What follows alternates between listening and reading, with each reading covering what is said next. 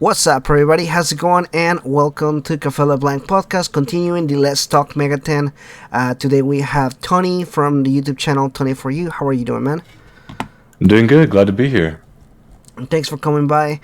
And today we're just going to be doing the usual, chatting, getting to know more about Tony. And obviously with Shin Megami Tensei 5 coming out last week, and of course Persona 25th anniversary coming up pretty short. We want to talk about it, see what Tony thinks about both of these things, and don't forget, if you guys have any questions or anything, please comment down below. But Tony, how are you doing today? I'm doing great. I'm ahead of work schedule. I'm feeling good, and it's time to talk Megaten. That's awesome. Yeah, long day for sure. Yeah. Yeah, that's awesome. So if you guys haven't already checked out his channel, definitely check it out.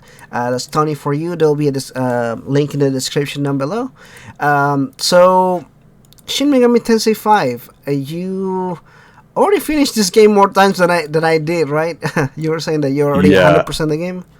I have done all the quests, fully completed the compendium, and I've gotten all 4 endings. This game has pretty much consumed my life for a while now. Yeah, for sure.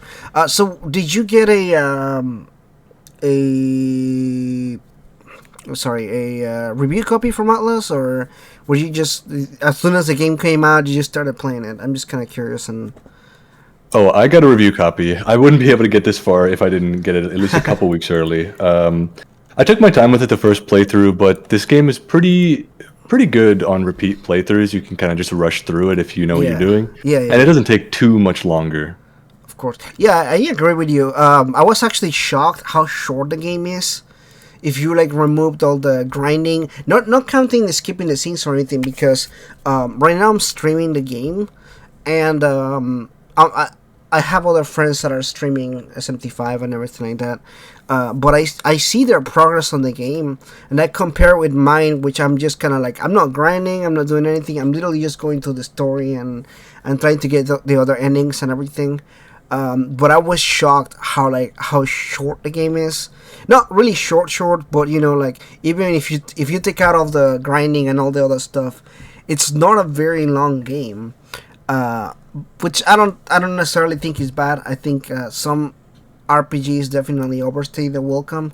The more you if it's 100 hours, sometimes you're like, oh man, this is way too long for an RPG. Right. But SMT 5, I thought it was just the right amount as far as the time frame of an RPG. Because sometimes I get either too tired, or it starts giving me a headache, that I'm like, oh man, I'm really I want it to end, but it's not ending yet, and I feel like it's ending soon. And so I think that the amount of time that it takes to complete this game in an average playthrough is a pretty decent amount. Yeah. It's about, for me, it took me about 45 hours doing all of the side quests and doing as much as I could on my first playthrough, which seems short for a JRPG nowadays, because like you said, a lot of them are hundreds of hours and then just really go crazy, especially even Persona. I love Persona to death, but some of those games are intimidating for people because they are about 100 hours long. But SMT historically hasn't really been too long, with Digital Devil Saga, Nocturne, even 4 not really being the longest of games. It's not unheard of for an SMT game to be around this length, but it's perfect. I really had a good time, and it's one of the only games in recent memory where I just beat it and jumped right into the next playthrough. I just wanted to play more. That's exactly what I was thinking when you were talking about this. To me, it's impossible to play a game and play it again, especially with the streams and everything like that, because I stream games and everything. The thing that happened to me was I got a review copy for Shin Megami Tensei 3, which, by the way, it's my favorite game in the Megaten series. So I played it at the remaster, but then as soon as the game came out and I had to stream it, I streamed it for like 1 day or maybe 2 days, and then afterwards I was like, I don't think I can play this game again for a minute.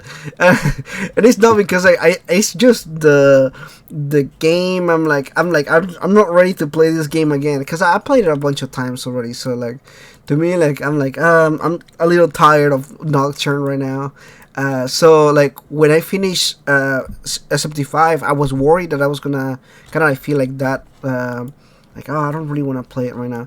But as soon as I picked it up again, I'm constantly thinking, I'm like, oh, I should go play it again. I should go back into it and everything. So even though this is my third playthrough now, I'm still like very much engaged with the game and with the new game plus that I'm doing right now. So it's such a good experience. I'm shocked that I'm able to really want to replay a game after finishing, because that's definitely not me. I'm not one of those person to really replay a game multiple times in general. Right. I've been replaying the game, because I make lore videos, so I like to experience as much as I can on the first playthrough to get a good like grasp on how it should be understood and take my time with it. I don't know if I mentioned it before. I don't know if I introduced myself. Tony4You. I make SMT lore videos on my channel, so when I played SMT 5 for the first time, I knew I had to play it again before I made a video on it, because there's so much to explore and there's so many, I wouldn't say diverging paths, but little splits you can make that give you different dialogue, that affords you different experiences, different people to talk to, different quests to take, different routes to go within those quests, that it's so repeat playthrough friendly that I think for the people that are saying it's too short, I feel like it's unfair, because it's almost meant for a second playthrough. You're not supposed to stop at the first one. If you want to, that's okay, you can. And it's still a great experience, but just jump right back into it again. You will not be bored. You'll have almost a completely new experience with the decisions you make and the quests you do. Yeah, that's exactly what I've been doing in this playthrough that I'm doing now. Is I'm literally choosing the opposite of what I did last time. Like, especially because there's a lot of quests in this game where you have multiple ways to complete the quest. And by that I mean that you go and take a quest, and then you go and do the quest, and then you have another way to either complete this quest or abandon the quest and start a new quest. And what it does with that is it gives you, like you said, new dialogue, but it also kind of gives you that feel of like, did I do the right choice? There's one that is very, very early on, so I don't consider it spoilers anymore. But there's one with Asfaras and this other demon, I forgot her name. And they're like, basically, they all hate on each other. You can either kill one or the other. But you hear like their thoughts about it, and like you really reason that there's truly like maybe not a wrong answer to it, or not a right answer rather, and they are both just coming from different angles and everything. And I really appreciated that, because that is such a Shin Megami Tensei thing to do. But the way they approach like the quest dynamic and everything, I thought it was like a good example of like what Megaten does well as far as like morality and how that approach in the game. And I love that little thing is it's such a small quest, and it really doesn't matter in the grand scheme of things, but it really does reflect pretty well as far as like what Megaten does as a whole and everything. So I really, really like that quest, although again it's such a small thing, and you see multiple quests that kind of have that same dynamic to it. But it's a great dynamic. I think it does make you feel a specific way. Now, this is not the first time that they do it, so I'm not pretending like they do or not. I believe 4 also has some quest of that same sort, right? For Apocalypse? Not Apocalypse, but 4. Did he not have something similar to that? 4, I'm not entirely sure. I know that depending on the choices you make, different things can happen during battles, as well as maybe in some quests, but I don't know if it diverges to that degree. Yeah, because this really opened up a more, more player choice thing, which it does diverges farther than usual. So, yeah, you're right. It doesn't open up until all as they do now, because in five it's really like a completely different thing, and if you choose a different answer or a different way to approach that, and it does open up a different way to approach it. So yeah, you're right. It's not to the same degree. Four does have some quests that affect your like your law chaos standing, but it's not the same way as they do it here. Right. There's Yeah. plenty of instances in SMT 5, small scale and large scale, that do a great job of exemplifying what the alignments should be. In previous games, it kind of just boiled down to, do you want to be a drone or do you want to survival of the fittest, kill everybody? But that's not really what's going on in this game. And I do have problems with the story, big problems, in fact, I could go into later, but I just want to gush about the game a little bit more before we get into that, because I do genuinely think it's one of the best SMT games out there right now. And that's saying a lot. SMT specifically. Persona is a different beast. I think my favorite, wider Megaten game is Persona 4. And I'm not very good at video games, so I'm not one of those guys that plays on like super hard difficulty or anything like that. But I love SMT as well. Digital Devil Saga, Raido, Nocturne. I've played almost all of them. And this one is one of the best ones on the market right now. If you're thinking of getting into SMT, or you're new to the franchise, or you've only played a few of the games, definitely pick up 5. It's a great place to expand your horizons or even start. I totally agree with you. I think this was a good game in a lot of different aspects. One, I think that this is one of the most welcoming games for newcomers. Not only in instances like I mentioned with this storytelling or with the quest and everything, but also things like the gameplay and even the fact that they tell you to save, which is not a thing that happens in other SMT games, and it just things of that nature that just makes it a more like welcoming experience for newcomers and everything. So I think this is a great game to start with. I really liked the dynamic between the gameplay and a lot of the story elements and everything, such as like the glory points, the miracles, and the lore of the game and everything. So there's like so many little things that the more I thought about it, or the more I like played through it, I'm like, a lot of these gameplay elements really tie so well into the story, and like being an Ahobino, what it means for the story and everything. So it's like very creative game. Or there are certain things that are also not clear, like the Magatsuhi. Because Magatsuhi in SMT3 is a very different thing, and it works very differently. And here it's just kind of one of those things that is part of the gameplay, but not really explained as far as like how it ties into the story.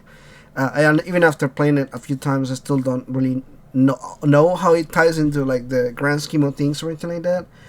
Right. I really thought it was going to be something important to the story. And it might have been just been a fake out. Maybe they put it there because people were expecting something there, and maybe it just wasn't there just for the purpose of just being there or something. I don't know. Maybe I'm overthinking it, but I personally was like, oh, this is gonna be tied into the story somehow. But you never really hear about it again. I'm kind of like, oh well, that's fine too, I guess. But did you have any expectations going into SMT5? And what were those expectations for you?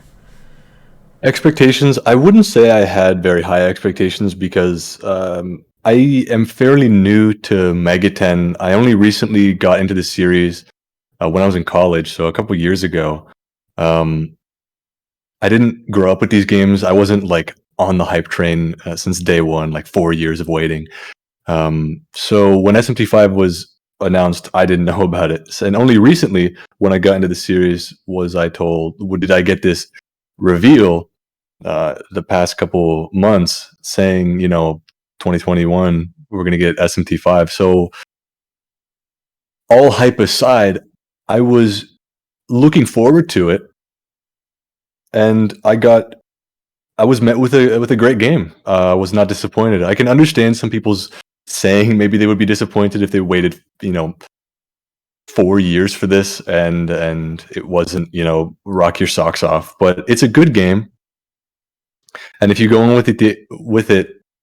with the expectation of it being a good time and an above average Megaten experience, then I think it delivers.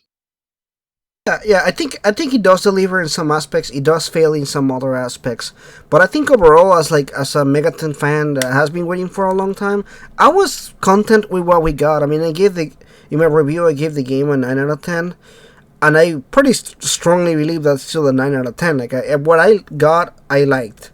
I honestly, I was just more interested on what other people had to say about the game. I didn't really have any expectations per se as far as like what I want the game to be. I was more curious as far as like what people will react to the game once the game is out and everything. Because like there was some people that were thinking this was gonna be like a Persona Shin Megami Tensei game, like some like weird hybrid of like the two or something like that. Or some people thinking that this was gonna be more of like SMT V Apocalypse or something of that nature. But the game actually takes like a different approach to like storytelling and character writing and everything, which may or may not 100% work for the game. But I do think that I admire the fact that they tried to do something a little bit different as far as like approaching the game in a different kind of way and everything. Because again, I think a lot of people were very much expecting a Persona style game, or maybe like more SMT IV Apocalypse type of deal when it comes to like story or something like that.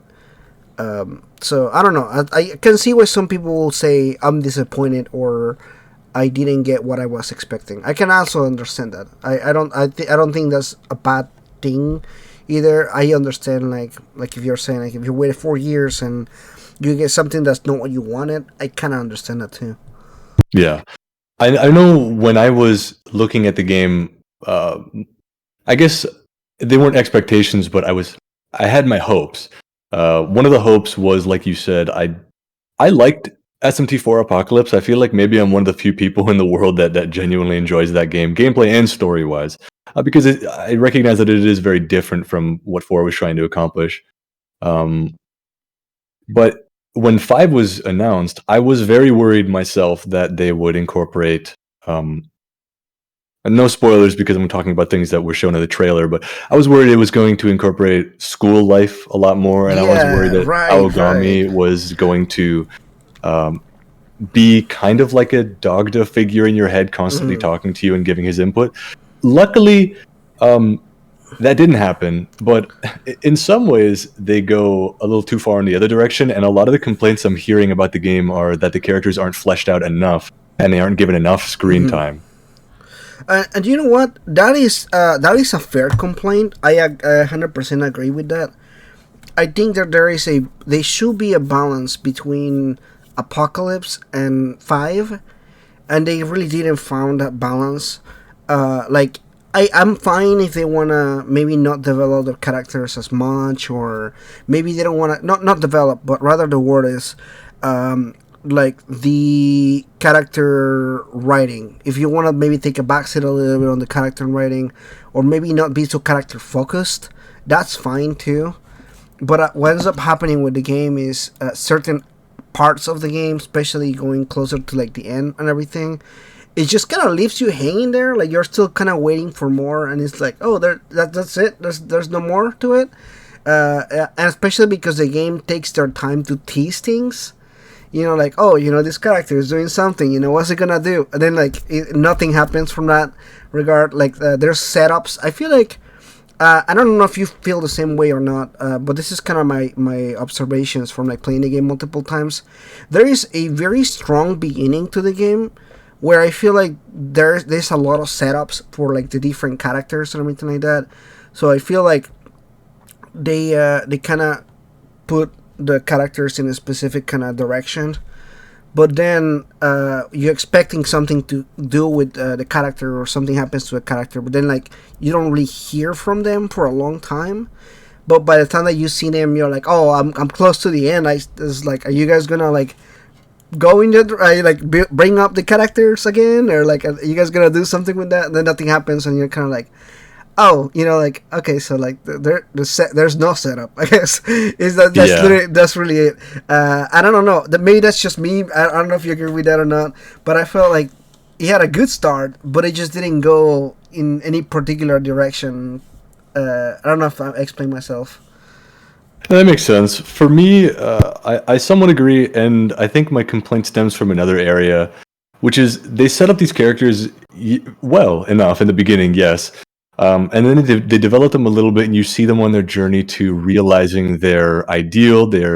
You start to realize, okay, these are the representatives of this Yeah, alignment, yeah. Mm-hmm. And then afterwards, I feel like they dropped the ball because you feel like they did kind of expand on their worldview, what they want for the world, but they do a bad job of incorporating the main character into that role. Even if you choose that alignment, you don't feel like you're in that alignment. You Yeah, don't feel like these yeah. characters are interacting with you. You kind of feel like you're going with emotions.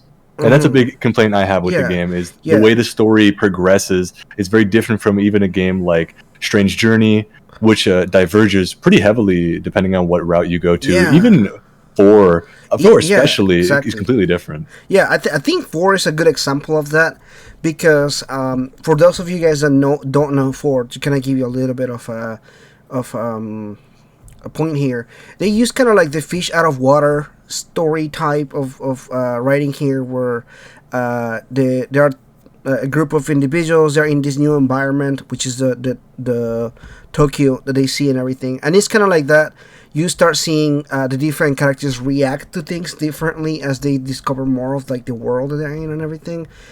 And they could have used a similar thing here. Like, I don't mind if they use the same type of like fish out of water, kind of like everything's going in a different direction. They discover more or something like that. But kind of like at least give me something like how are these characters developing in a different way? How do they relate to the main protagonist, like you said? Because that is important, but it doesn't really feel like it's happening. Like I think a lot of it is kind of like almost implied, but you don't know these characters, and that's kind of another thing. The beginning of the game, it doesn't really kind of give you a direction of like who are these characters to me, right? As like we are classmates, we go to the same school, but like they have this conversation sometimes. For example, there's this girl that goes missing right at the very beginning of the game, and no spoilers or anything like that. But some people care about the character going missing, but you're kind of like, okay, well that's cool. I mean, like it's just missing, but they kind of imply like they have this friendship or relationship, but you're like, you yourself, you like are not related to this event or anything like that. So certain aspects, it's really hard for you to care about them because you don't know them, and the game doesn't really give you a chance to even like get to know the characters. So you can It's really hard to like care about certain things that happen in the game. Yeah, they Because you try to make don't the know the motivation for characters. each character. Yeah, they try to make the motivation for each character speak for themselves because you're supposed to agree with their ideals more so than their charisma, which has been a thing that they relied on a lot in previous SMT games. A lot of the representatives given are fan favorites, like Walter, um, like Jimenez. All of these characters are fan favorites because of their charisma and because of the way they, not particularly the way they express their belief system to you, but more Yeah, so yeah. how they act as a person. I've heard many people choose alignments specifically based on the characters you get to spend more time with, and that's been a thing throughout all of Megaten, and which is extremely interesting because everybody knew that. But when SMT5 was being written and authored and voiced over, and all the characters were being thought of, they didn't have a character with the draw of a Walter, with the draw of a Jimenez. Now, me, I'm a law aligned kind of guy, so I like Oh, Zelenin and interesting. Amane. I like all those people. I'm a staunch law Oh, wow. person. Okay. That's really So interesting. I'm it like is, the yeah, I know opposite. it's unusual. So I'm less so for the character and I'm more so for the ideology behind the character. And even I was left wanting with the charisma of each of the characters because they don't really do anything to try and get you, the player, to side with them. They just kind of do their thing Yeah, and you're yeah. along for the ride. Like I said before, you It's don't like make a choice. it's almost crazy because it almost comes across as either you're with me or against me. It's as simple as that. Like there's no like there's no like this is why you should be with me or this is why I believe this or anything like that. It's either you're in or you're out.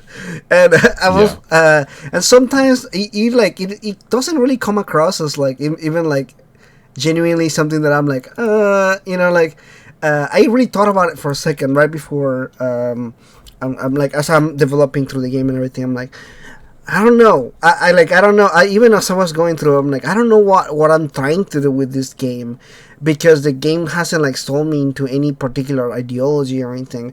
I like to go with the game as blind as possible, to the point that even when I see that there's a choice that is more chaos or law aligned, I'm gonna try to kind of personally, without like thinking law, chaos, neutral. What will I think about this? Like in any other situation, like how will I feel about this in personally, right? Opposed to like I'm trying to go because a lot of Megaten players, they always ask, "Oh, what ending are you going for?" Like that's I'm Yeah. sure somebody has always already asked that, like, "Oh, what ending are you trying to go for?" or something like. You always you can cheat the system. You can aim for a particular ending if you're really trying to go for that ending, but I think Megaten works the best when you're just playing the game and working through like the ideologies and everything. Kind of like sell me on the idea of your ideology. Like although I may not like law, I have gotten law endings on previous games before, just because you sold me enough on the ideology that I'm curious as far as like how far this is gonna go. So like I'm not opposed to the Right. idea of getting a law ending or anything like that. I'm more of like really bring me why you think this is like what it should be on a particular game or something. So yeah, I understand that, and I know we're going more on the negative side of things. And as we mentioned before, we both love this game. This is a great game, but it's also good to kind of acknowledge like the faults of the game and everything, because I feel like that's how people grow, but also like how companies know that they can do better on a series and everything. Um, because obviously I don't think this is the first Shin Megami Tensei game that does on a similar approach and everything like that. Like you mentioned before, most Megaten games they're not really character driven, opposed to like the charisma that the character has, or like there's a certain thing that every character has, I think. But I think a little bit of that was missing here. I do agree with that. Yeah, it is a shame because SMT4 did it so well. People love Izubo, people love Walter Yeah. so much. And in 5, the fact that they fumbled it is very disappointing. But like you said, I do want to emphasize the fact I very much love this game. Like I said, I've played it 4 times. I wouldn't play a game 4 times if I didn't absolutely love it. And as if anybody at Atlas is listening, which who knows, this is a great building block. This is what I want to see in the future, something akin to this, because we talked a little bit about it before, the gameplay before, but the exploration is amazing. I love the essences. I Yeah. love the combat. I love the quality of life changes. I love the inconveniences, like the abscesses and stuff Yeah. like that. Yeah. It's all great. I love the Yeah. progression. I love everything else, but the characters, a little bit. The story linearity into the split is not ideal. I would definitely expand on that a little bit more. Mhm. Maybe this game needed a little bit more time in the oven, as crazy as that sounds, because we've been waiting for so long. But Yeah. yeah, Yeah. it's great for what it is. I agree with you in when you mentioned earlier the exploration side of things is this is one of the most fun that I had in a Megaten game, just exploring the world. And I don't mean that I don't have fun exploring the world in previous games, because obviously like when you play a Megaten game, what do you like? The atmosphere, the just pretty much the lore, everything that you find around the game. For example, in SMT4, I love to like dig through like the stuff that I found, like conversations and everything, because sometimes you see certain things and they tell you certain bits about the game, and you're like, wow, this game is so messed up. Like the world that they live in, the Tokyo that they live in, is super fucked up. So like. Going into this game, I really wanted to like explore the game and like find all the stuff that I could find, and there's just so much to explore. And when you mentioned about the abscesses, while I was playing the game, another game came to my mind, and it's not any other game other than an open world. Far Cry. They have these towers, so you can unlock more of the world. And Yeah. what I was thinking, I was like, the abscesses are basically the towers of like open world games, but we're putting like an RPG setting where you go like, it's more like that. But it serves the same purpose. Like it opens up the map more, so you can explore more and everything. But I like that. I like the abscesses. I don't like the towers on like the Far Cry games or anything. But I did like just kind of like going there because I used to go there and grind too. Like if I was like low level before a boss battle or something, I would go and do all the abscesses and like get all the as much experience points and miracles as possible and everything. And it felt like a really rewarding type of thing to do because it didn't feel like a chore. It didn't feel like I have to do it. It was more like, oh man, I better do it so I can get stronger in the game and everything. So at no point was I like, oh man, I have to do another abscess. And there's so much verticality in the game too, for like because the maps aren't particularly super big, but there is so many things in above other things like buildings that you can go inside or like or around the building. So one area of the building is broken and the other one is not. And then you have to go across the mountain to go to the inside of the building. Things like that that really build up like the world that you live in because it's not big. But it feels big because there's so much to look at and explore. The maps look like dense with so many things to do, and like the quest and everything. It's just a lot of exploration in that regard. I actually love that part. That was like one of my favorite parts of the game. If anything, I will say that's more like the most addictive part of the game. Just like finding all the memans and all the what do you call those things? There are like these fruits that give you glory points, the silver Oh yeah, things. I think they're called the fruit of knowledge or something like Yeah, that. yeah. I love finding those. Like even if I saw one on the distance, I would like try to see where it is and like look in the map and like try to find it. Some of them were super hard to find, but I'll go out of my way just to be able to get them and everything. Yeah, But they do a good job of incentivizing exploration in the game because, like you said, getting the glory apples, finding the memans, those ones are a little bit harder and more of a pain because you said there is a lot of verticality, but the maps aren't super detailed, so you will need to do a lot of exploration, boots on the ground, try and find those staircases, try and jump from a higher place. right, yeah, Really, really, really supports you just trying your best, think outside the box, get to a place, and getting new essences. There's plenty of hidden stuff that really could benefit your character. Items like really high power items like dampeners and bead yeah, chains yeah. and stuff just everywhere. So if you ever are stuck on a boss, just explore. You'll find memans, you'll find essences, you'll find items. There's never a drought of something to do, and you rarely have to just like straight up grind. Unless Yeah, the yeah. fourth area is a bit of a difficulty spike, and you might have to grind a little bit there. Yeah. But there's so much to do, so many abscesses to kill, so many memans to find that you won't feel like you're grinding. They do a good job of like soft masking that aspect of RPGs. Yeah, because that's one of the things that I think a lot of people kind of like shoo away from when it comes to Megaten, for example. They know there are quote hard games, but also um, grindy games. Like I heard a lot of people like, oh, you have to grind in the game or whatever. But this game really doesn't require you to grind. Like you said, there is an area that kind of there's a jump in levels of like 10 levels, so you're gonna have to grind a little bit. But in reality, as long as you do things through the game, you get so much like stuff. And the other thing is, I never really even bought items. There's a store and you can buy items, but out of exploration, I just had so many items in store. I had so much stuff that I still didn't use, like and items that I needed, things like the bed chains or like revival beads or that kind of stuff. The stuff that you won't typically have to buy in a store or anything. You just run around for like 10 minutes and you get what you need. So. That's something that I really did appreciate. Like that's something that I want to see in other games. because I couldn't help myself to think about SMT 4. I'm like, man, what if they remade 4 in like the style of 5? I kept thinking about that as far as like the being like up, because most Megaten games, truthfully, are kind of open world. Like 3 and 4, they're just the maps are just significantly smaller, and they're limited by like the hardware and everything. So like 4, you're like a blob walking around, right?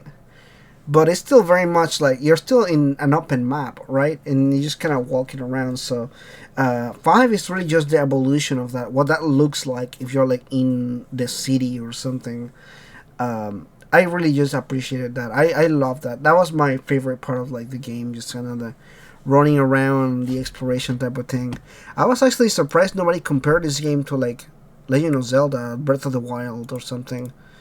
I was shocked that nobody mentioned that. Everybody was like talking about Persona 5, and I'm like, did nobody think about like Breath of the Wild or playing this game? I was shocked about that, because I thought when I heard about the reviews and the previews and everything, I was like, oh, they're gonna be comparing this to Breath of the Wild. Nobody mentioned that ever. But it's a lot of Persona quotes and everything, but no Breath of the Wild. I was like, I thought somebody was gonna say that, because to me that he had more of that than of Persona. So like I was just like, I don't know. Yeah, exploration is a key factor in both games. Well, the movement options in SMT5 are a little bit more limited than Of course, yeah, in yeah. Breath of the Wild, but in the game, exploration is so like you said, it's incentivized really well, and it's very different from the previous games because the exploration from SMT1 to SMT4 has pretty much remained consistent with you just being um, like a upside down pyramid with a ball on it for, or sometimes not even with the ball on it for a long time. Yeah, Yeah, it's all basically the a way from GPS. SMT1, and I've played all of them. I played SMT1, 2, 3. Even like Rido does something similar Yeah, with the yeah. exploration of that. DDS doesn't have the orb, but it's just like you just go from place to place. It's more like Hmm. streamlined there. But in 5, they did away with all of that, and they tried it a little bit with like Apocalypse. There's more like way bigger open areas, but there was no like real movement options since it was on the 4 engine. But in 5, they said, screw it. We're going to give you a jump button. We're going to hide everything everywhere. Yeah. We're going to let you climb up walls. We're going to let you, teleport around at will with the press of a button. And it really paid off because that's something that unanimously every player loves about this game so much. Just they love running around, finding stuff, fighting monsters, it's or demons. It's fun. Yeah, it definitely did something. I was really happy for what they did there, because it was just really fun. I think that they nailed that part of the game. Was 100% enjoyable. That was the best part, hands down. Was so you are working on a lore video for SMT5? You already dropped 2 videos, right?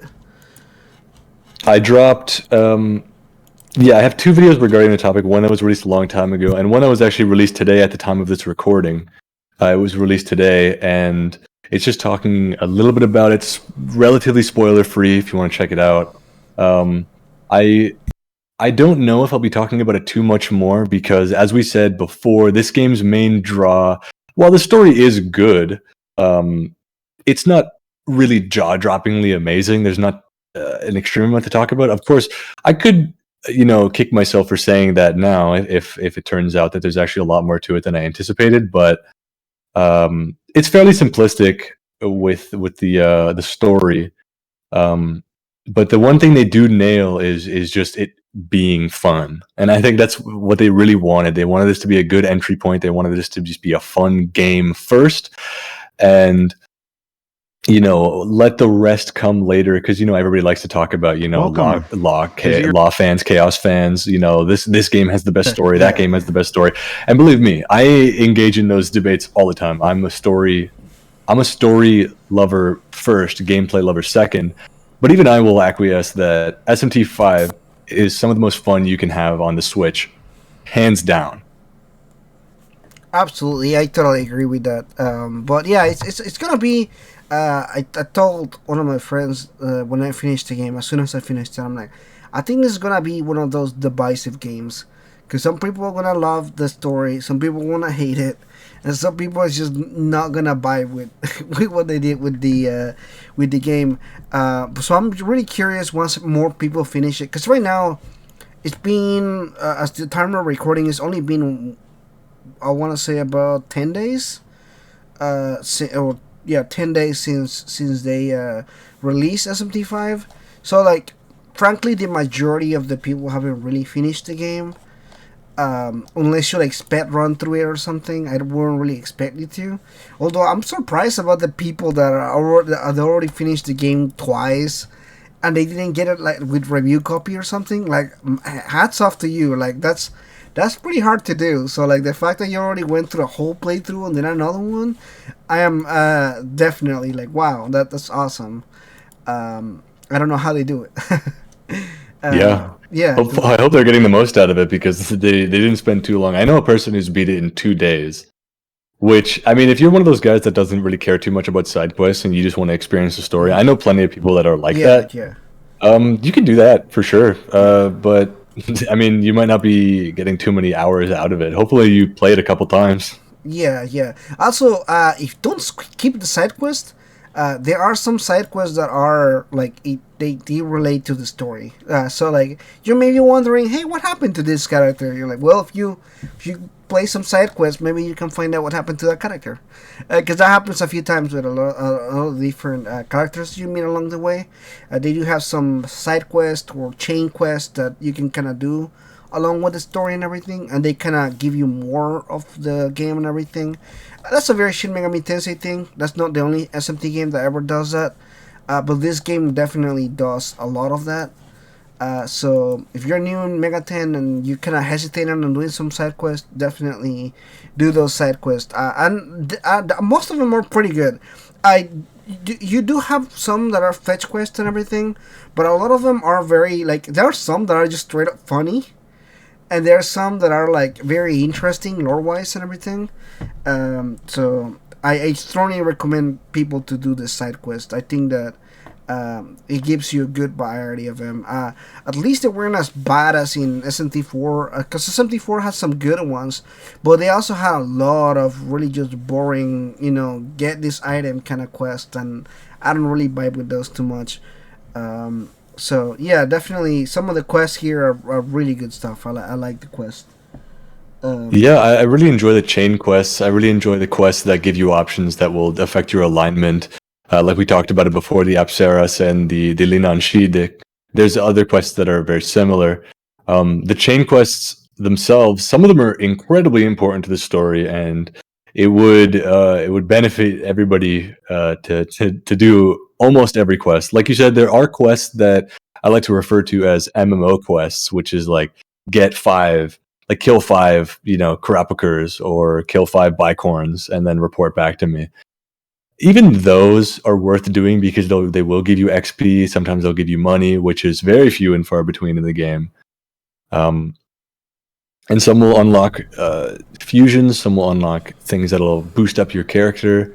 A lot of them and unlock. You'll want to do them. Yeah, a lot of them unlock the I saw somebody ask me how do you use different Magatsuhi attacks, and that's how you do.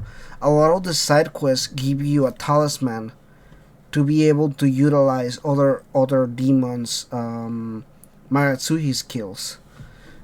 So some people have asked me about that. So doing those side quests will give you the talismans that allows you to eventually be able to. I believe you still need a miracle that allows you to do that, but you still need the particular demon race talisman to be able to use that. So some side quests that you need the demon. Mm-hmm. You need the demon that is of the same race as the talisman, or you need a miracle called Race Transcendence, and then you can use that miracle on your Nahobino. Right, exactly. So So definitely, those kind of things are important, and it does allow, like, it gives you more. I personally, I just want to spend more time on the game. Like whenever I play, I'm just excited to play the game, and like, I want to spend as much time as possible with the game and everything, because there's just so much to do and to look at. So just like to spend as much time as I can with the game, with everything. But yeah, definitely a game that I really enjoyed a whole lot playing through.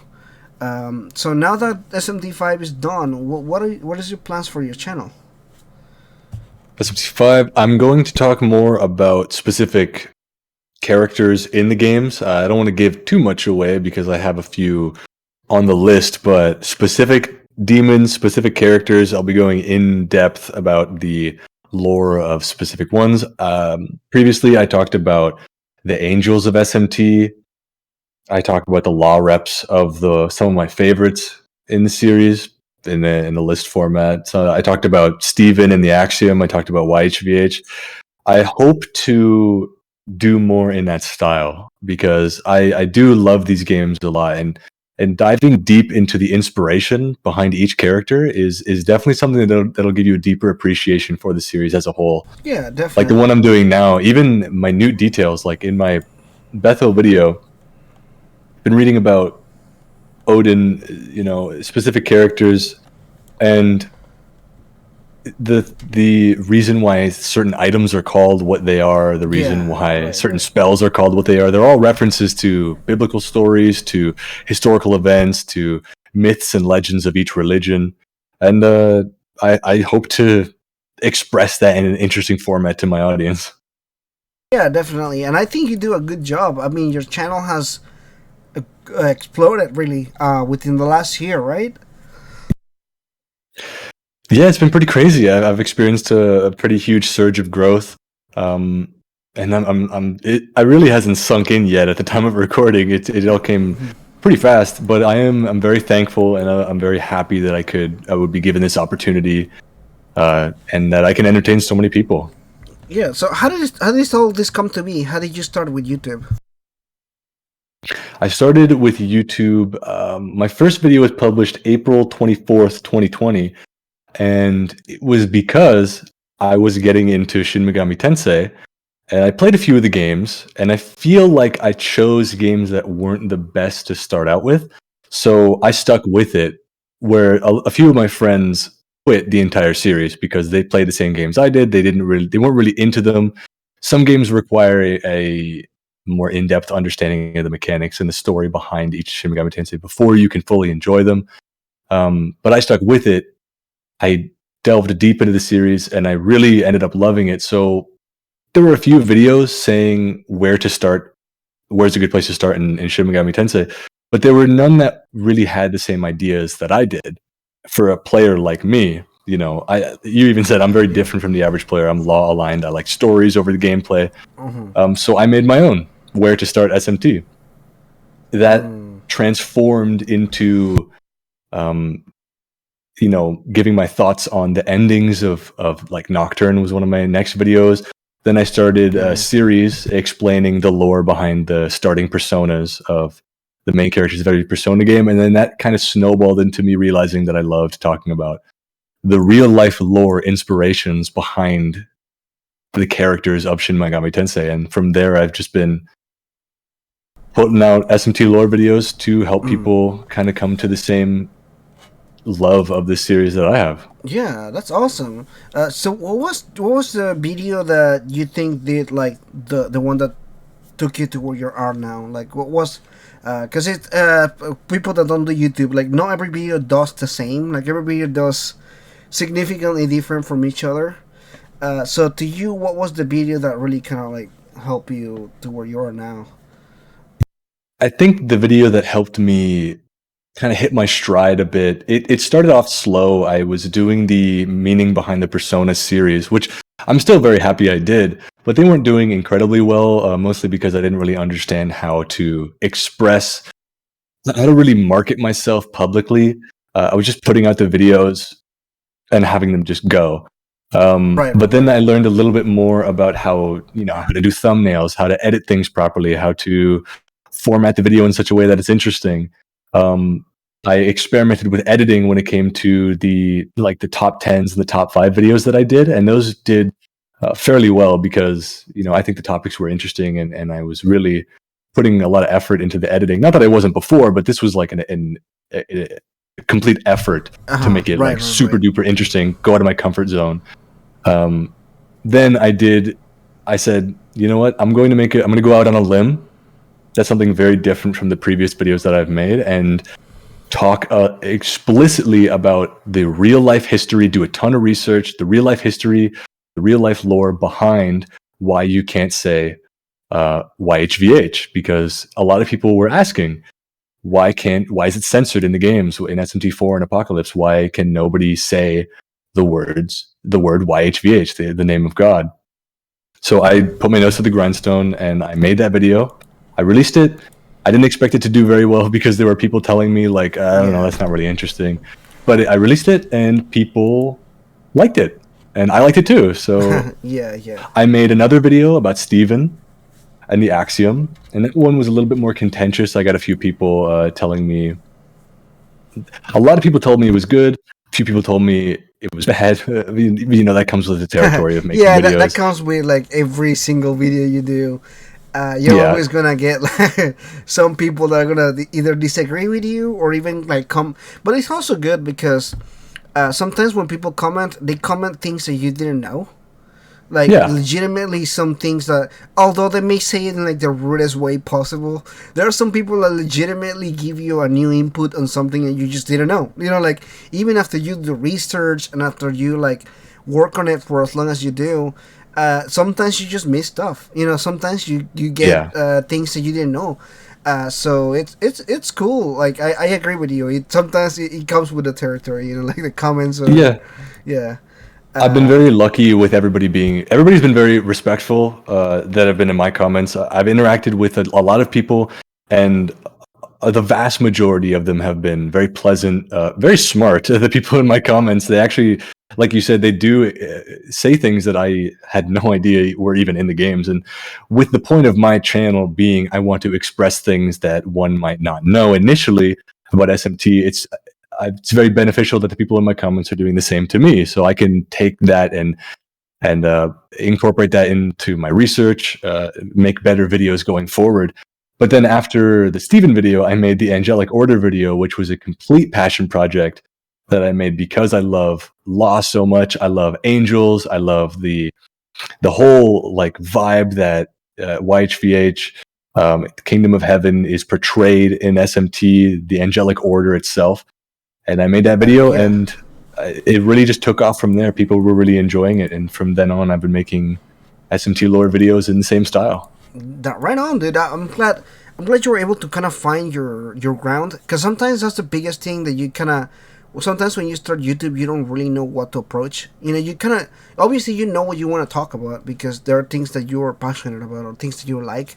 But it's really kind of hard to know like what your niche will be or like what you want to focus on and everything. So it sounds like you really found what you were trying to do with your channel, and I'm glad to see it grow. Every time that I see like a new channel pop up, and like I mentioned before we started the chat here, I really didn't know much about you, but that video that you mentioned before, well, you can say YHVH. Literally, I saw that video pop up on my recommendation without being subscribed or anything. So like I'm like, oh yeah, like I seen that video. It's a good video. So I appreciate like that kind of content because it's different. Everybody although we have a pretty, I don't really think that we have a really big community for SMT creators. It's always like growing, and you also always get to know more people that do their own style of videos. And what I find really interesting is every one of us has like their own very different style to doing things. Like, because when I started, I was like, man, I don't really know what to like I want to do my own stuff. But I see everybody has like their own things that they talk about, and nobody really steps over anybody else. Like they just have like so many different things and everything. So I look forward to seeing more of your content. I'm sure it's gonna be as interesting as it's been so far, and good luck with the rest of the videos. Because I know, have you encountered any challenges as far as like editing, or you don't really care much about the editing, or? Well, for me, I'm a lazy guy inherently. I love my research. I love to research topics, um, and I love to write scripts. But I do struggle a lot with voiceovers and editing because I wouldn't really consider myself a naturally talented editor or orator of a kind. I know some people might disagree. Some people might agree. I my strength lies in the scripting aspect, but the other two, the voiceover and the editing, it takes a little bit longer for me. But the more I do it, the more I'm comfortable with it. The more I'm happy with the way things turn out, and I'm less, kind of fussy about what goes where and how to do things. I'm learning as you go, and eventually you get better at it and better at it. And like you said, yeah, you find your stride, and I'm really happy with the way things have been turning out recently. Yeah, right on. So good luck with editing. That's always like, I like editing actually, but sometimes I just don't really feel like doing it. Yeah. Or I don't do any scripts. Everything, all my discussion videos are straight up raw. And the reason why I like to do that is because I want to just put out my instant thoughts, what I think of it at the time that I'm talking about it, because we're all bound to like change our minds as times goes and everything. And when I'm writing something, I change my mind so many times as far as like, well, does this sound good? Does this doesn't sound good? Or like go back and forth and everything. I tried doing like scripts and everything really early on, but I just didn't feel like it fit for like my type of like the way that I talk or anything like that. Even when I talk, I cannot for the life of me like read through the script. So I admire that a lot when you can go through your own videos and the scripting and everything. Was it weird to listen to your voice like in like the context of what you do and everything, or you didn't care much about that? Yeah, since I do script a lot and I write a ton, which is something, like I said, I'm passionate about. When I finally sat down and edited my first video, it was extremely strange because, like I said, I don't have the best equipment. My microphone isn't the best. My computer isn't the best. So I have to retake lines a lot because there's background noise and everything. So it takes a really, really long time to do it, and you need to listen to your voice a lot with the way I do scripting. And it was jarring, to say the least.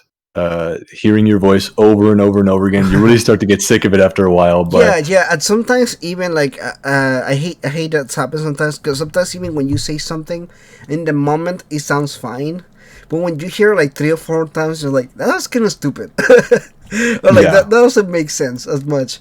I always like whenever I'm editing, I'm like, sometimes I even like mute myself and then like look at the stuff and then like I mute myself and I'll like, because I don't really want to hear the same stuff over and over again, and I just kind of keep track of where I'm at right now, like in the minutes or in the seconds. That way I can continue and everything like that. Because I do not like to listen to myself talk. I'm like, uh, I get Mhm. annoyed about it, especially like if it's a long video or like a review or something like that, and it takes a long time to do and everything. I'm like, I really don't want to listen to myself after I already listened to myself for hours. So yeah, yeah. absolutely. I had a hard time with it initially, but I do genuinely enjoy what I do. I try to have as much fun with it as possible in every aspect, even the ones I'm not very comfortable with. So I enjoy scripting a lot. I'm slowly starting to learn how to appreciate doing voiceovers more, and editing is becoming smoother and more enjoyable as you go. So it's okay. It's a long journey to get comfortable with anything, Yeah, especially yeah. putting out videos to the public. It's a little nerve wracking before you put it out because you want to be fussy, you want to make sure everything's perfect.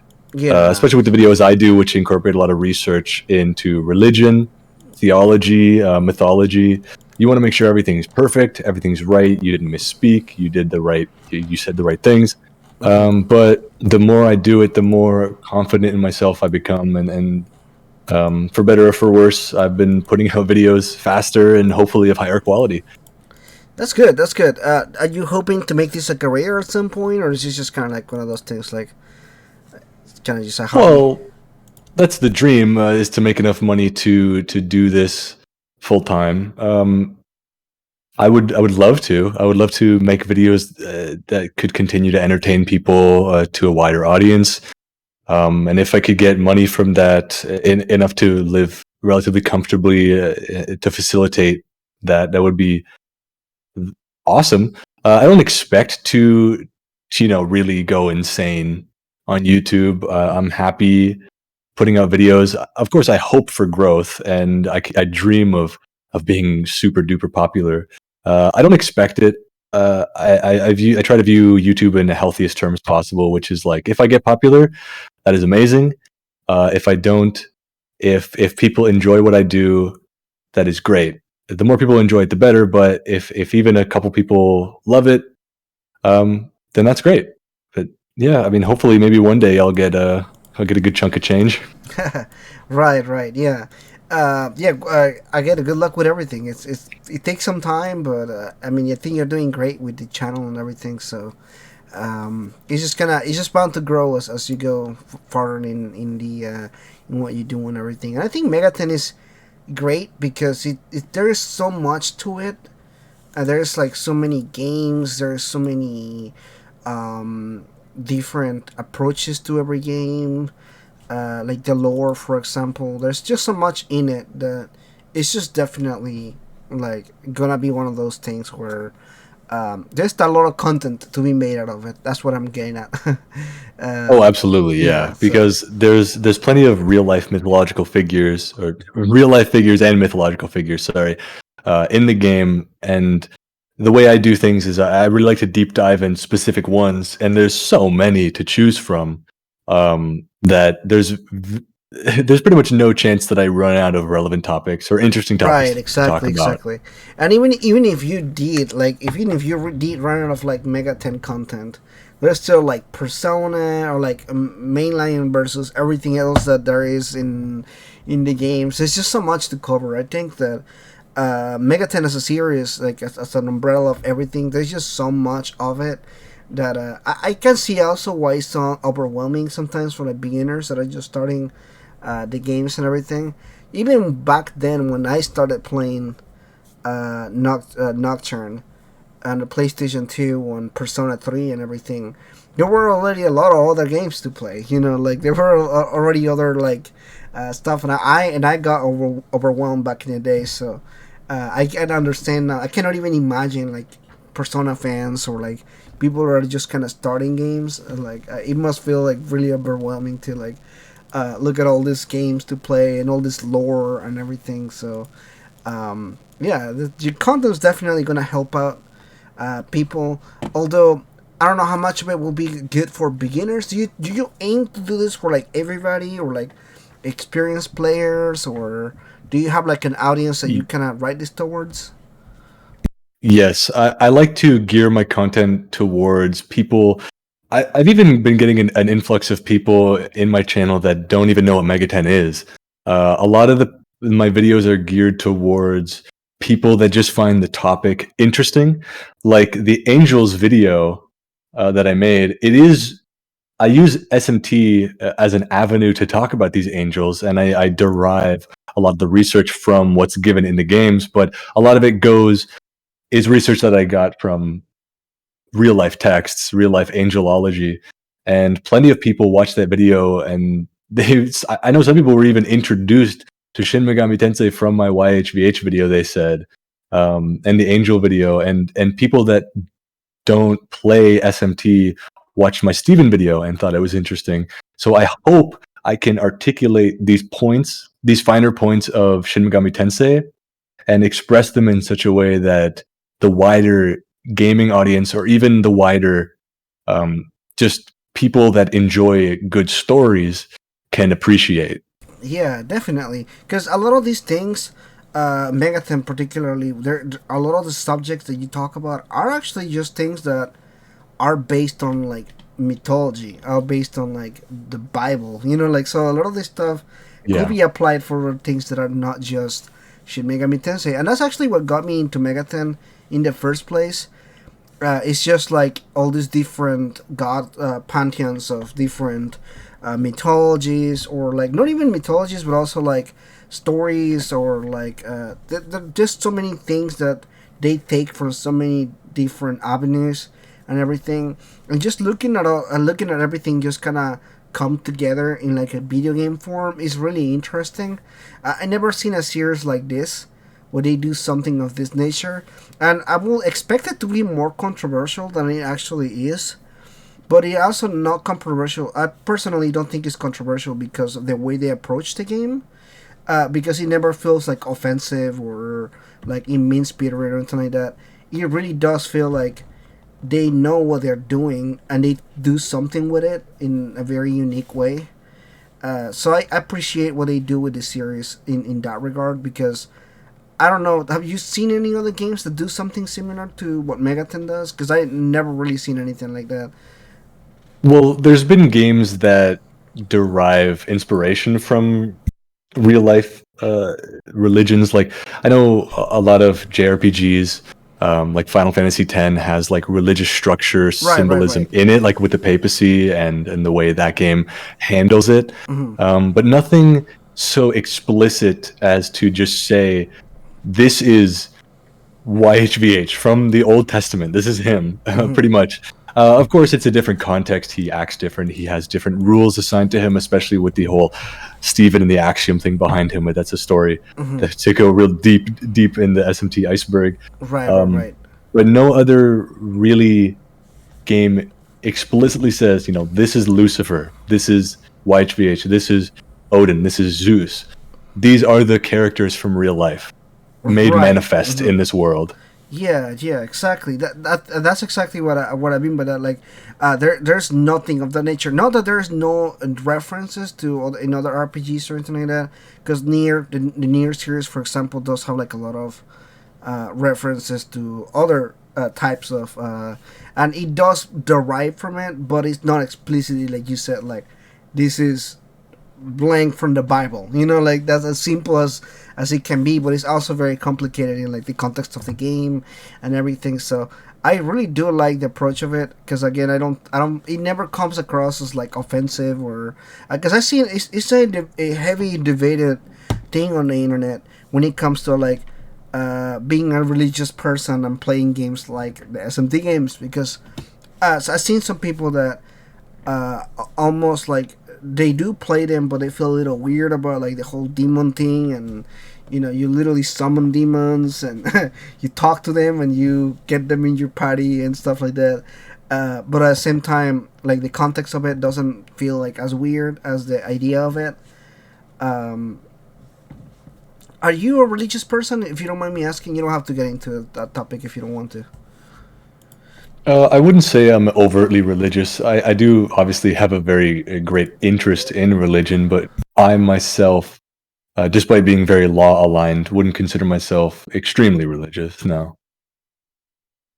Yeah, okay, me neither. But I was at one point, so I'm always curious to hear like what other people have to say about it and everything. So definitely I appreciate your input on what we were talking about and everything. It's always nice to hear like other people's opinions and things. Because for the longest time I actually didn't know anybody that was into Megaten. Like from where I live and everything, I just didn't really knew a lot of stuff about it and everything. So like I didn't know people that knew about it or anything like that. So I knew people that knew about like things like Persona 4, for example, or like Persona 3 with the gun thing or anything. So like, but nothing like either play the games or like talk about them or anything. Particularly like Megaten, because one of my friends got me into Persona 3, but he doesn't play any of the Megaten games. In fact, he doesn't even play like Persona 5 or any of that. He just explicitly just likes Persona 3 and 4. But like as a whole, he's not interested on the Megaten series or not interested on Persona 5 or anything like that, which is interesting. So I don't know. Have you met people like that, or actually, when did you start it with the Persona series, or like because that was your entry point, right? The Persona series. Yes. What was the first game? The first game I played in the wider Megaten and Persona series was Persona 4, and I started my journey in Megaten with Persona explicitly um, when I was in college. So a few years ago, I was, in my early 20s, uh, very early 20s, and I played Persona 4, then I played 5, then 3.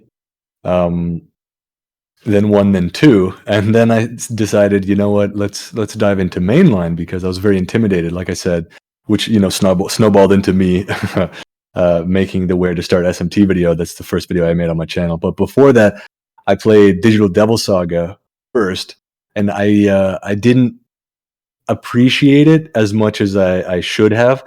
I didn't really enjoy my time that much. Um, then I went on to play um, Soul Hackers, which I also didn't really like, which I know is divisive because I know I recognize I'm in the minority when I say I don't like Soul Hackers.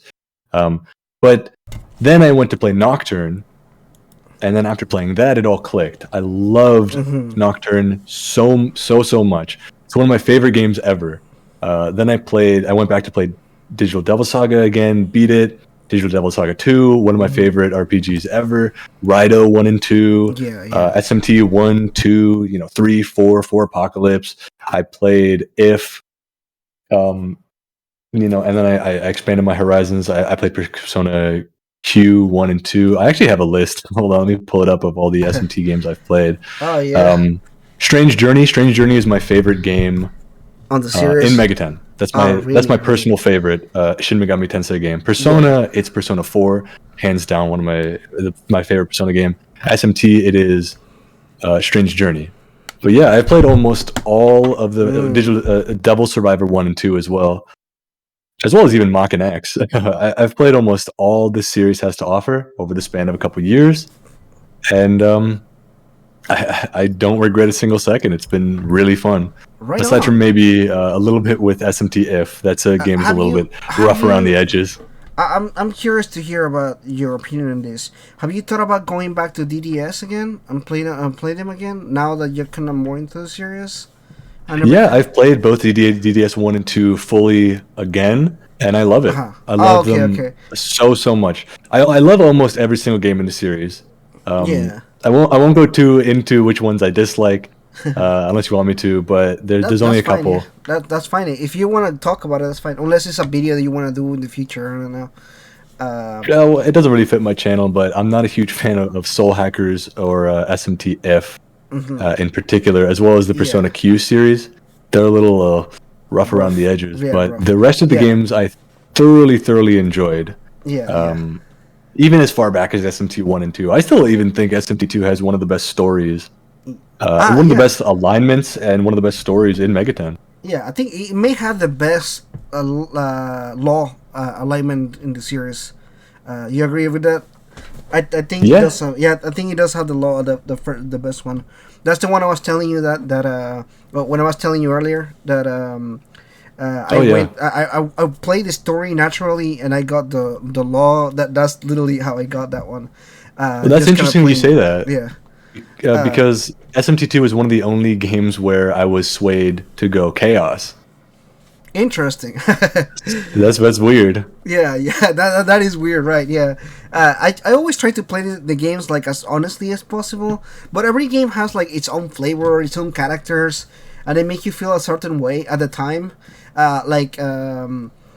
Strange Journey you were talking about earlier with Jimenez, for example. I love the dude. Like I followed that dude because I was like I love the guy. Like everything about the way that the game carried the character and everything, and like as the game progresses and it gets crazier, I just love that game. It may be one of my top 5 SMT games. Strange Journey. It's not my favorite one, but I do not like the first person gameplay aspect of it. They make me DC. First person dungeon crawlers make me really DC. Like Right. Persona Q 1 and 2, I cannot play them for like more than 30 minutes. They make me super dizzy. And those are even worse because you're almost at a ground level in the Q games. Does that make sense? Like Yeah. it's like you're like really short. So like the I can see why they're chibi really because the point of view of the gameplay is really in the floor. And it drives me insane. It's like it makes me so nauseous, especially because the game the Q games have like a lot of puzzles on the not really like real puzzles, more like walking puzzles, where like an enemy moves a specific direction and you have to move in the direction to avoid them or something like that, and that kind of stuff. It kind of like you Right. have to look at the little map, another map. I'm like, it just drives me insane. I have Yeah. not played Redux though, which is I heard a lot of mixed things about Redux. How do you feel about that? That game is interesting to me. I greatly prefer the original. Uh huh. But the more I've played of Redux, the less I dislike it. I still think the original is the way to play if you want the better story experience, Right. because the additions in Redux are um, pretty bad as a whole. Are they But really? I've been told that, but I don't know why. Well, like, why do you think that? not to get into spoilers too much, but they add a character that, in my opinion, fundamentally changes the way the story is to be interpreted, and she is very relevant to the plot. So they completely Really? change the story more or less, and the characters within. Mm. So to that end, I very much dislike it. You, But yeah. for what it is, it's not the worst. I was really disliking it before when I realized many people would only play Redux, and then they would say Strange Journey's all right. Strange Journey is not all right. It's one of the best games in the series. You just need to Yeah, play the agreed. DS Yeah. version. It's so good. Yeah. There's a reason Yeah. why it's my favorite SMT game, but Mm-hmm. Redux makes it so it takes a fantastic, amazing story and knocks it down to really good. Okay. And to Okay. that, it's a betrayal, most Yeah. foul to me. You know what? I do want to say one thing about like the state of like the Atlas remastering, the Maniacs thing that they do, or the Royal thing if for other listening. Um, I don't know how I feel about them. The more I'm into these games, and actually because I seen this happen in real time with like I saw Persona 4 and Persona 4 Golden get the Golden edition, and obviously Persona 5 Royal and everything.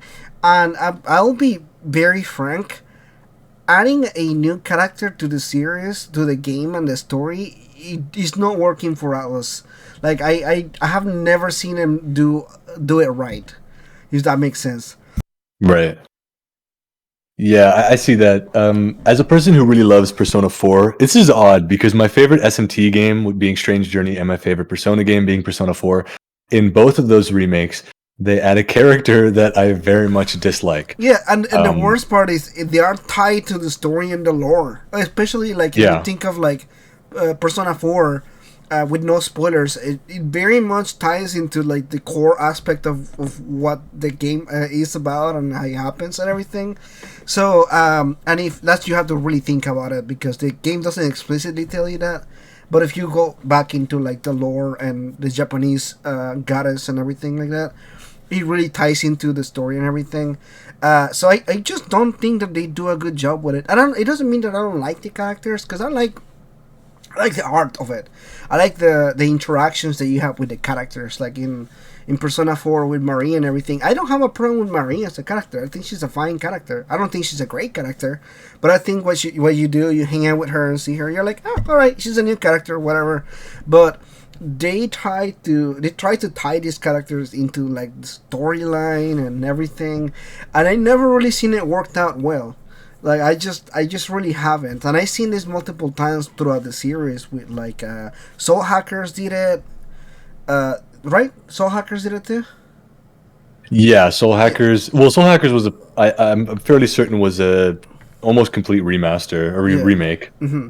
And then obviously they had the Persona games, Strange Journey.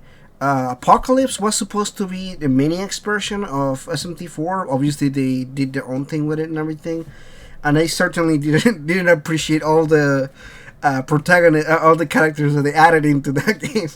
But Right. yeah, I don't know. It's a mixed bag. Apocalypse is a mixed bag of like really good characters and not so good characters. So I don't hate Apocalypse. I actually kind of like Apocalypse in like a lot of ways.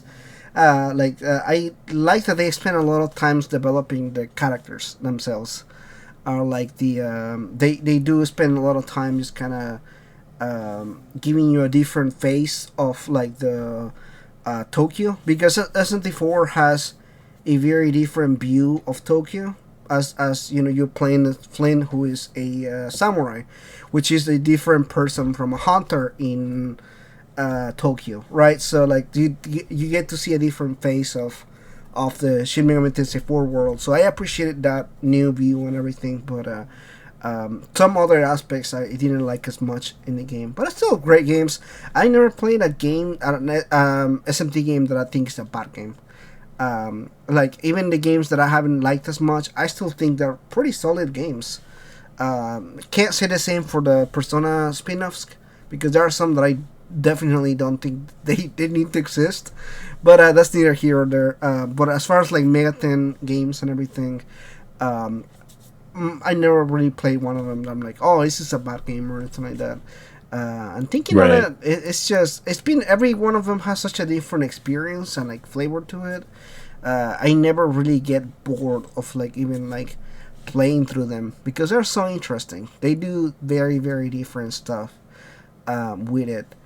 But I do have a question for you, and it is not really to Megaten, but it is to Persona. 25th anniversary is coming up very soon. It started now, right? But the next announcement for December is kind of coming up now.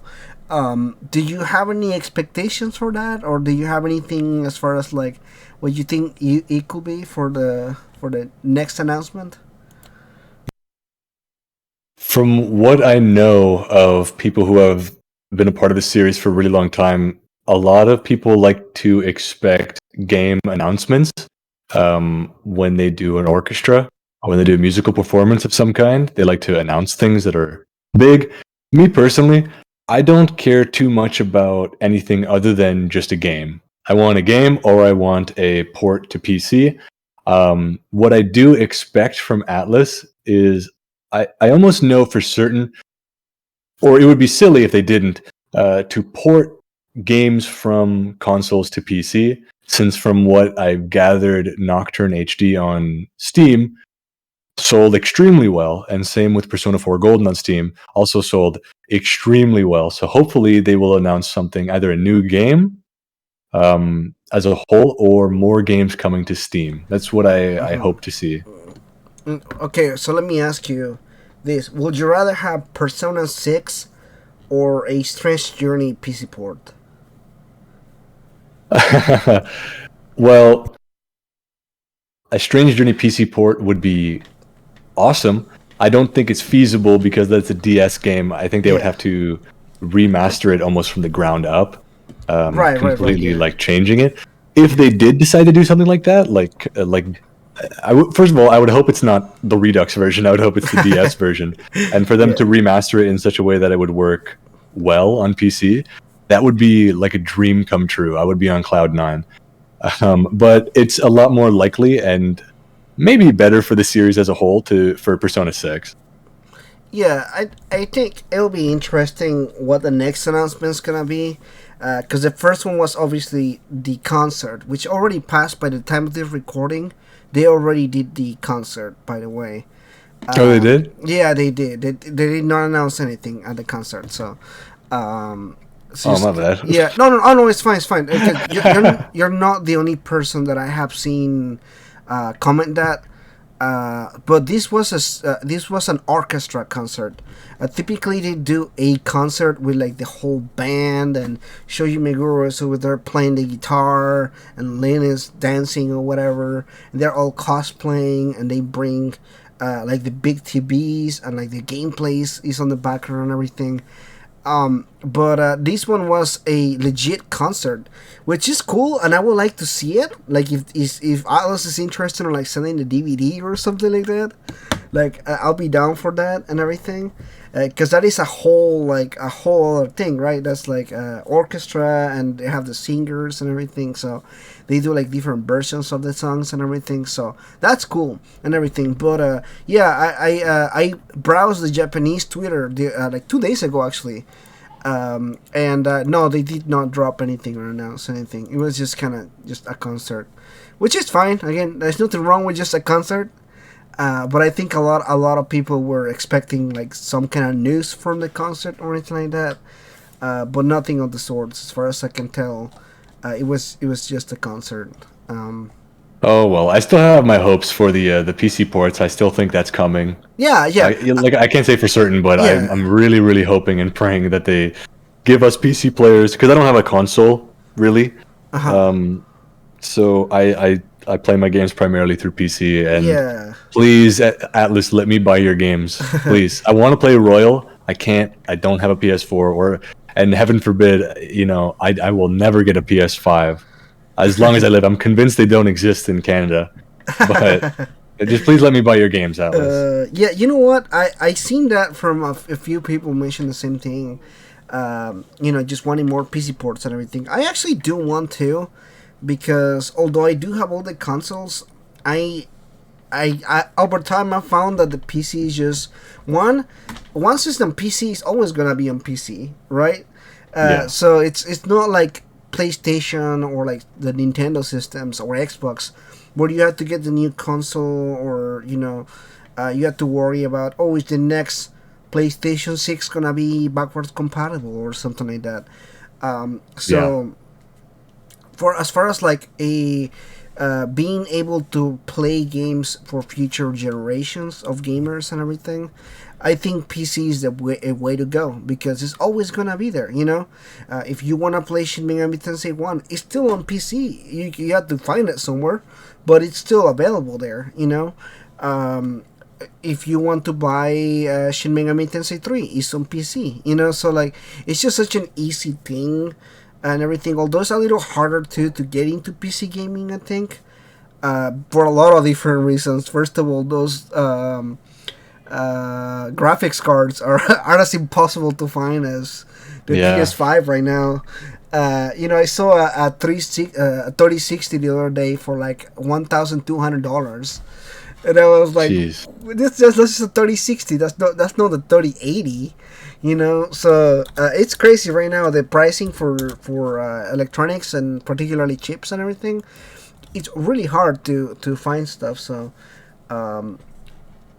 definitely we live in a weird timeline right now with the COVID thing and everything. It's just kind of hard to find stuff and everything. So hopefully things are easier, but definitely I always encourage people not to be afraid of like PC gaming, because I know people, it can look overwhelming, being able to like build a computer. Nowadays you can just buy a pre-built, and they're pretty well made too, and it's actually sometimes cheaper too than buying all the pieces and putting it together and everything. And because you yourself may be more picky on like the parts and everything like that. You may spend more money on like nicer parts or something like that. And right now with the graphics cards, it's probably cheaper to buy a pre-built with the card on it than buying just the card by itself. Yeah, absolutely. It's hard to get into PC gaming, but there's plenty of things you can do on a very cheap rig.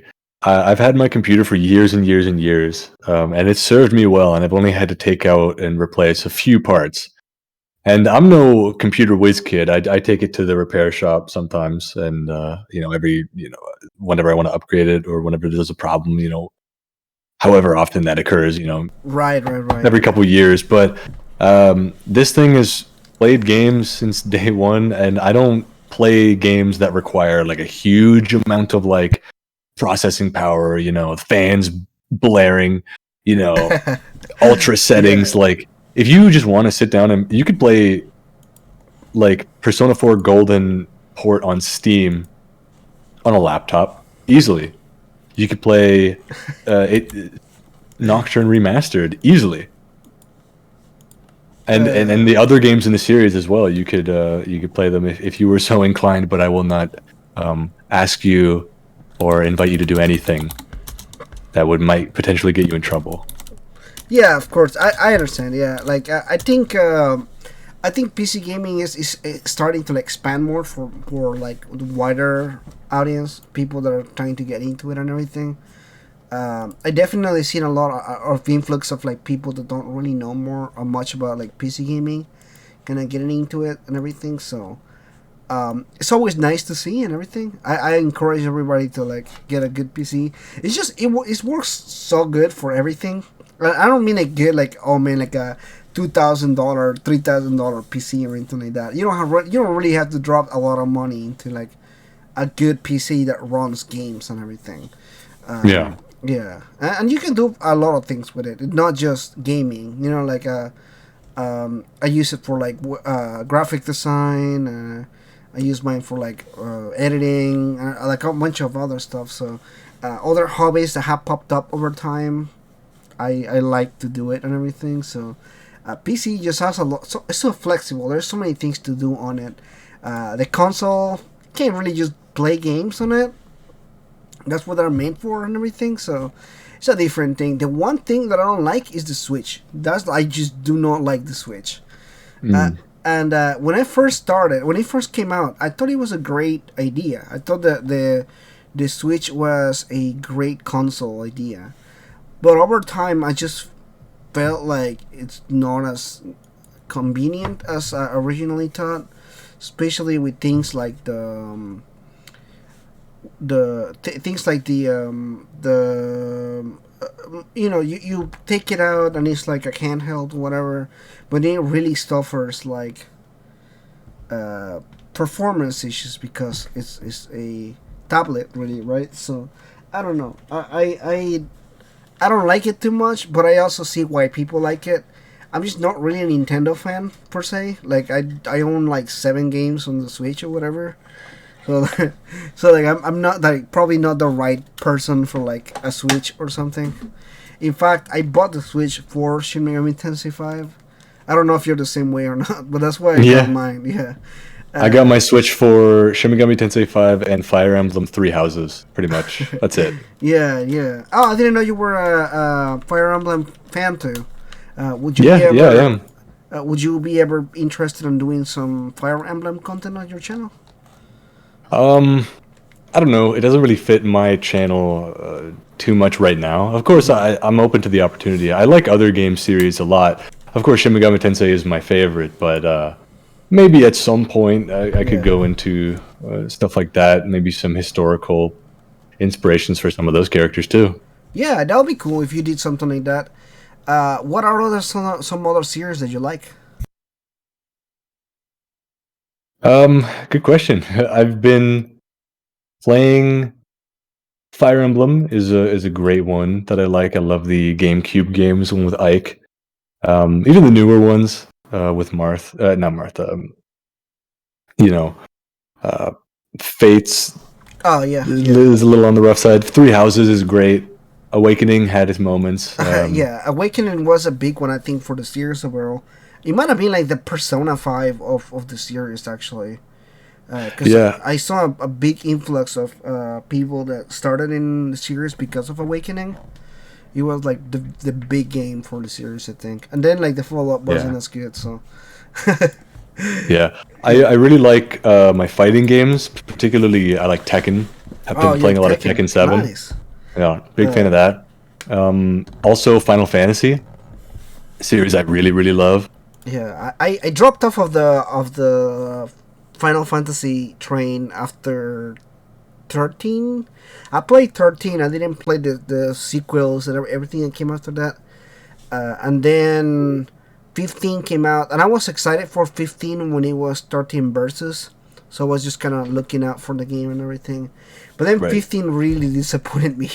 So I was like, oh man. So I'm still looking for 16. You know, it's probably gonna disappoint me. I don't know. Hope it doesn't. But like 13 didn't do it for me, and 15 didn't either. So I was like, and I'm not one of those fans that are like, oh, like 6 was the best game or something like that. I think every game has its own.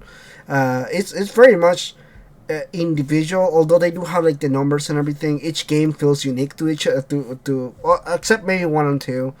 They're very much very similar games, but like the other games, like they do have like their own thing that makes them like 7 feels nothing like 10, or 9 feels nothing like 7. So like each game just has its own thing that makes them individually as a good game. But 13 was like the first one that I played. I'm like, yeah, I really don't like the direction and this is going. And then 15 definitely, like, I was like, yeah, I definitely didn't like the direction the series was going. 14 is an exception because it's a multiplayer MMO type, and I dropped maybe about 50 hours into it, which is nothing for an MMO, by the way. but yeah, I'm just not an MMO person. I just, not because I don't like them, but I don't have the time for them. They're really time consuming. Have you played 14? Yeah, I was really addicted to 14 for a very, very, very, very, very long time. During my entirety of my when I was in college, I would just like go to class, come home, and play Final Fantasy when I wasn't working, and it was just I loved it so much. I met tons of great people. I had a ton of fun. I don't really have the time to play it that much anymore. Graduating not too long ago, I've been doing other things, and I've been trying to focus a lot on my YouTube channel. So it's been eating up a lot of my time. But it still holds a special place in my heart. Specifically, I love Final Fantasy. I think you and I are very similar in that respect, where I much prefer the older games in the series. One of my favorite games ever is Final Fantasy X, but I also appreciate Final Fantasy 3. I really like 5 is amazing. 7, 8, 9, all really good. 6 I haven't played, and 2 I haven't played. I was a big fan. I actually started Final Fantasy with like the very first one on the NES, and I played through them. Yeah, because so my uncle has his kids, obviously my cousins, and they're like the bratty type. So like my uncle will like buy them the consoles and everything, and they really didn't play through them. So they were all hand-me-downs. So he gave me my cousin's NES with like Final Fantasy and like everything. So like that was like my entry point to the series and everything. So I seen the series grow from like the very first one up until what it's now right now. And so it's been an interesting like roller coaster of like seeing the series evolve so much. 10 may be one of my favorite games, actually. When you mentioned 10, I was like, yeah, I like that game. And 7 is like, I still own my original copy for 7.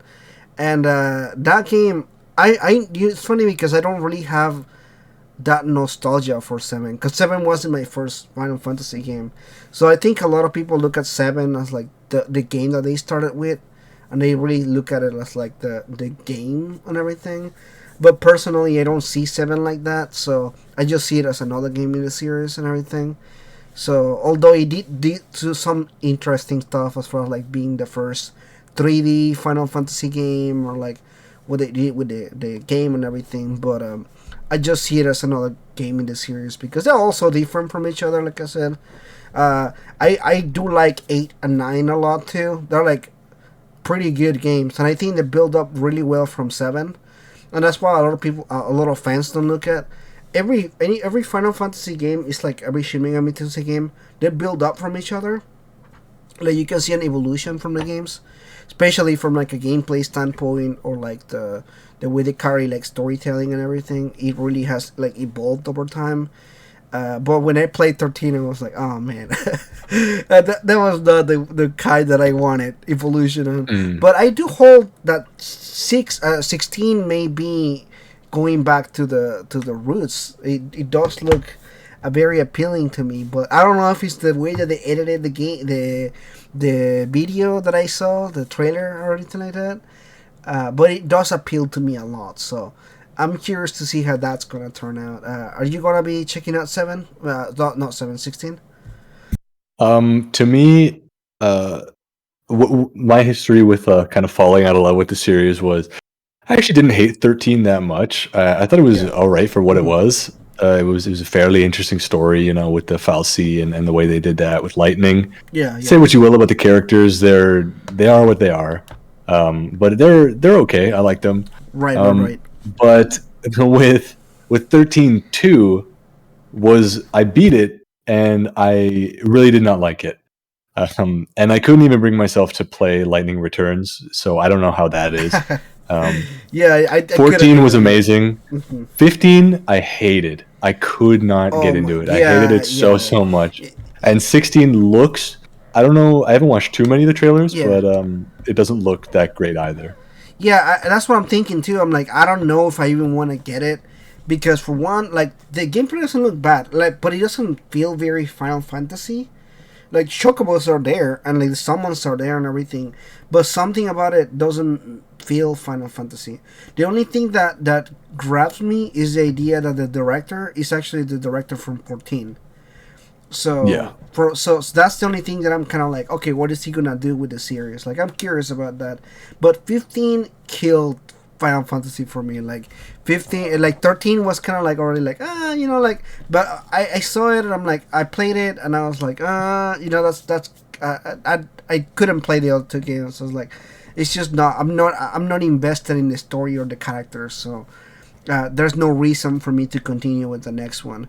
But 15 had an interesting beginning, but after the beginning it really fell apart really fast. And the more chapters I played through that game, I actually pushed myself all the way through the end of the game, and it was so what is the word I'm looking for, unsatisfactory. That game, it didn't leave me satisfied in any way, whether it's like character writing or like the story itself, the world of Final Fantasy 15 and everything. And it felt so empty. It felt like it had so many gaps of things. Like, they had things that they wanted to do, but I know he had a really troubled development, and he went through different cycles of like rewriting, and he switched directors I think twice, and it was canceled and renamed, and like they changed the characters, and they added new characters and everything, and you can clearly tell the direction the game was going was lost. Like, somewhere along the development of the game, it just missed what it was trying to do. And by the time that we got a game, it just really wasn't a game. It was more like a combination of like different ideas and different games put together. So that's kind of my take on that. I know it's not the popular opinion. I know some people really like the game.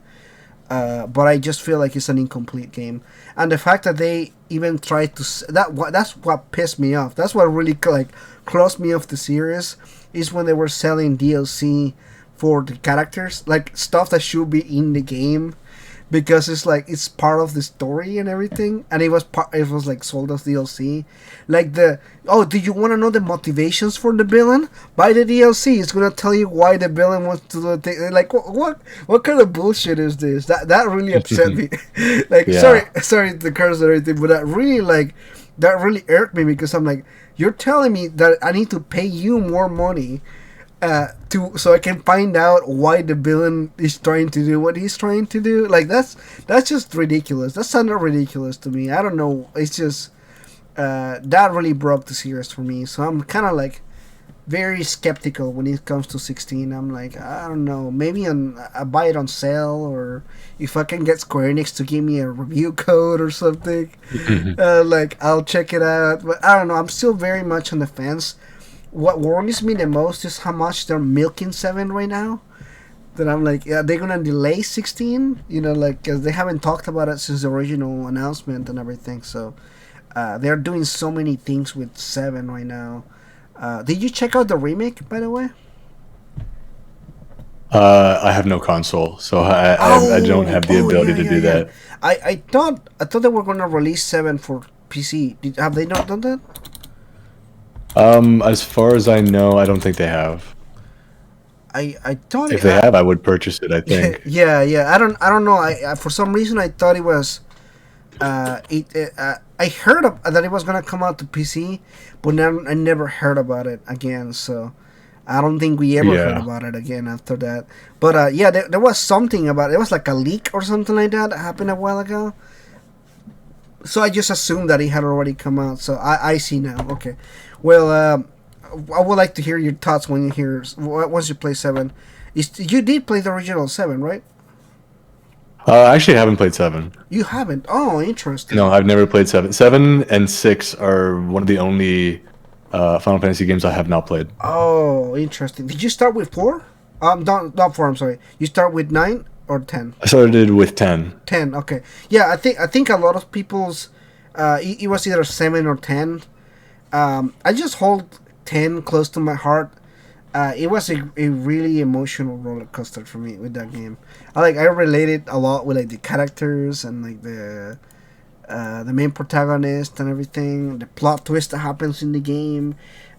It's a really made game, although the voice acting is not really good. Right. Yeah, that's one of the things that I wanted for like a remaster. If they like redubbed all the voices and everything, they never did. They literally just ported the game over. But I really wanted to see like a remaster with like new voices and that kind of stuff. That would have been like a cool thing to do, I think, for that game. I have a very soft spot for the cast of Final Fantasy X. I think almost me personally, I think all of their characters were amazing. I think the characters were amazing, and the voice acting fit them well enough. Honestly, I have no complaints about that game. Yeah, it's a really good game, and I think it's like one of the ones that I have like closer to me as like one of the games in the series. Very much when I think of Final Fantasy, I do think of a couple of different games, and tennis is one of them that I like. I think of very dearly. But I do want to thank you again for coming to the channel. It's been a lot of fun to chat with you, talk about a lot of different subjects. So I do appreciate you coming by. And Guy, everybody check out Tony4You in his YouTube channel. He has a lot of interesting content to check out. We obviously talked about what he does and everything. So there's going to be a link in the description for the channel, and subscribe. You can also follow him on Twitter if you want to give him some more followers, sir. Yeah, thanks so much for having me on. It was a lot of fun. Yeah, not a problem. Check me out if you want. My YouTube is Tony4You. My Twitter handle is Tony4UYT. Check me out, and I hope you enjoy. All right. Well, thank you everybody for watching this, and we'll see you guys in the next one. Bye-bye. Bye.